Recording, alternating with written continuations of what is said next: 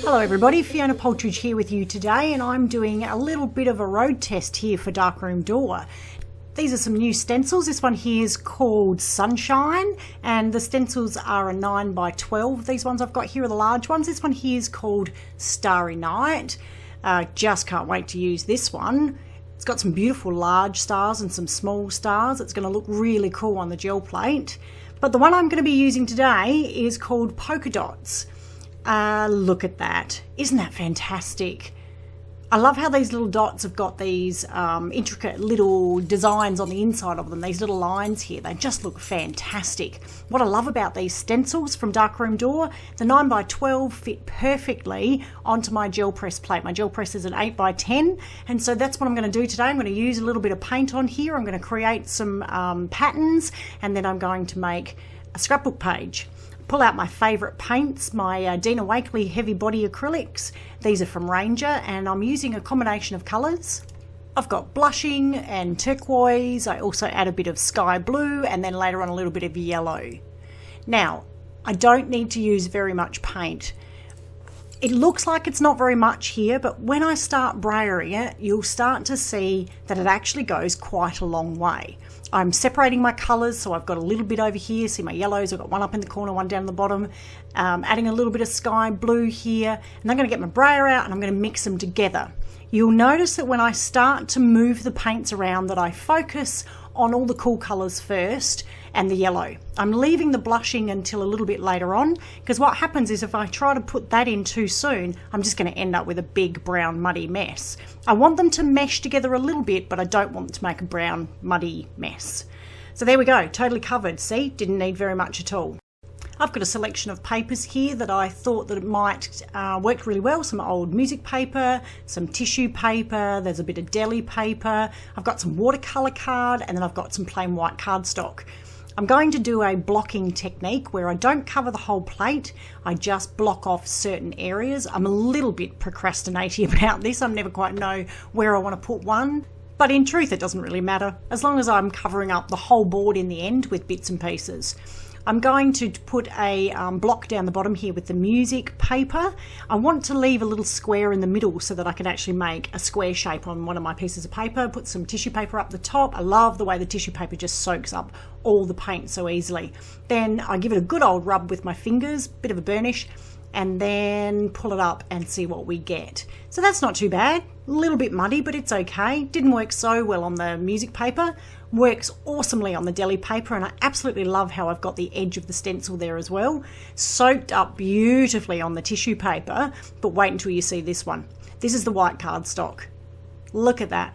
Now, I'm not actually going to use these in this project. What I wanted was this. I want this pattern left behind. And now what I'm going to add is a little bit of Dina's night colour, and then I'm going to add a little bit of white. And the reason why I'm adding the white is because this night colour is so dark, and I want it to be more of a lighter background. I'm looking for more of a grey purple sort of background, more like a nighttime colour.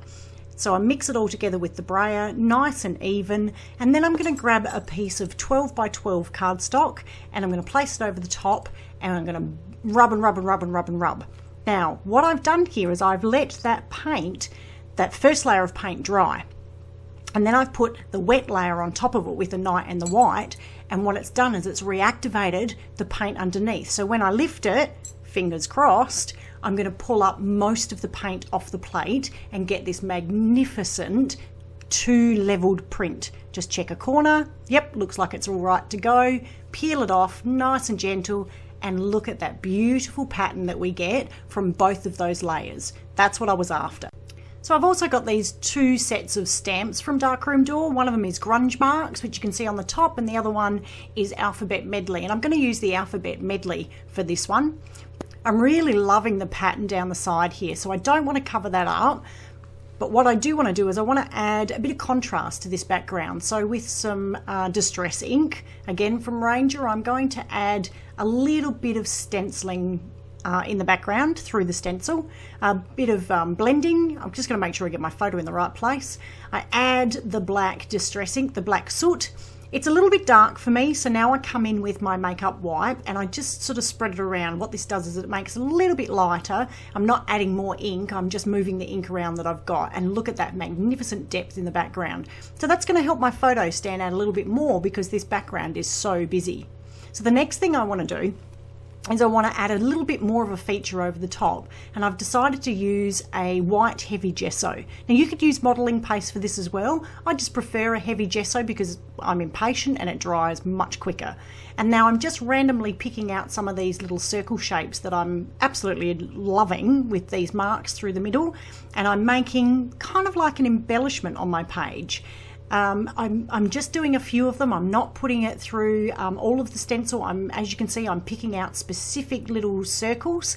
Doesn't matter if they go over the edge because we're going to cut this out and put it on another 12 by 12 sheet anyway. So we've begun to layer up this stencil, first with the gel plate print, and then with the distress ink blending, and then with the gesso. Now it's time to add my title, and this is where I'm going to use my alphabet medley and my Ranger archival ink in the jet black. Now a little tip that I've got here, because I've totally mucked this up in the past, is that I make sure that I've got a spare piece of cardstock next to me so I can test stamp, because I am going to stamp directly onto the background, so I want to test stamp that I've got the letters up the right way before I start. Believe me, I've stamped many letters upside down, back to front, and in the wrong place. I'm very hesitant with my first one, and look, it doesn't really matter if I muck it up. I'm just going to make sure that my photo's in the right place, that I've got enough room to write my word, and then off I go. And if I do make a mistake, because I've done that in the past, if I spell it incorrectly, or I do accidentally, see, look, the E's upside down already, I do accidentally put it upside down, it doesn't matter because my test piece can then be chopped up into squares and I'll just glue it over the top. It's actually a really cool effect. I'm printing out the word destination, and underneath I'm going to use the small stamps from the alphabet medley and write the word unknown. So we've got destination unknown as our title. Hubby and I like to go travelling all over the place, and we don't often have a destination in mind. We'll just get in the car, hook on the trailer, grab some food, and off we go. So it's really quite appropriate for us. So I get 2/3 the way through my word destination and realise that I haven't quite lined it up perfectly, but it's okay because I'm just going to go around the corner. Ta-da! Destination. And now here's the little tiny alpha medley stamps, and I'm going to use those to put my next word underneath, which is unknown. Now, when I finished the stamping, I kind of went, it looks really cool, but it doesn't quite stand out enough for me. So I get my trusty white paint pen, which I think mine's a foosball, I'm not really sure, and I decide that I'm going to draw around the outside of them. But the mistake I've made is I don't actually have a very good white paint pen. You can see it works really well on the black, but it doesn't actually want to show up on my painted background. Now I don't know if that's because it's not 100% dry or whether it's just a crappy pen. Probably a crappy pen that I haven't looked after. So if you've got a suggestion on a good white paint pen, I am happy to find out which one you use, because believe me, I really struggled to find a good one. I do believe that there is a Ranger one that's very good, so maybe I should get my little mitts on that. You can see I'm pretty persistent though, and eventually I get all the way through and I get what I need.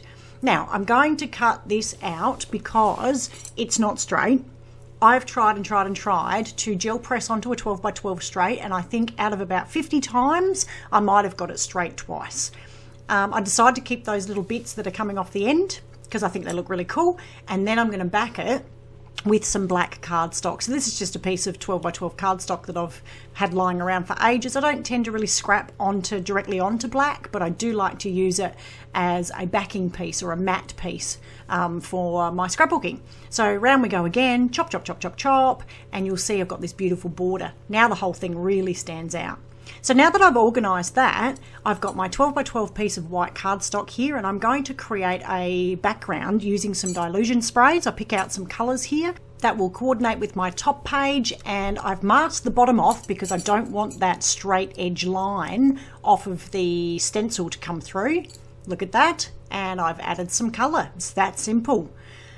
It's a little bit plain for me though. I try it out and I'm like, don't like the gap down the bottom. So I turn my stencil upside down, and using the residue that's left on it, I do a little bit of an impression, so like a negative impression, but it doesn't quite come out as much as I'd like. But anyway, doesn't matter, that's what happens. Now, I wanted to add some lime green. So this is some of the lime heavy body paint from Dina Wakley, and I start off with some little paint splatters. I love to put paint splatters on my work, and I think that this lime green is just really helping the colours in my first background stand out. I decided that I might highlight a couple of these little circles and a few last splatters, and I think I'm done. And then I decide, nah, I really like this green, let's add some more. So this little bit down the bottom that didn't quite turn out how I wanted it to, I'm now going to do a messy background. Wouldn't be me without a messy background.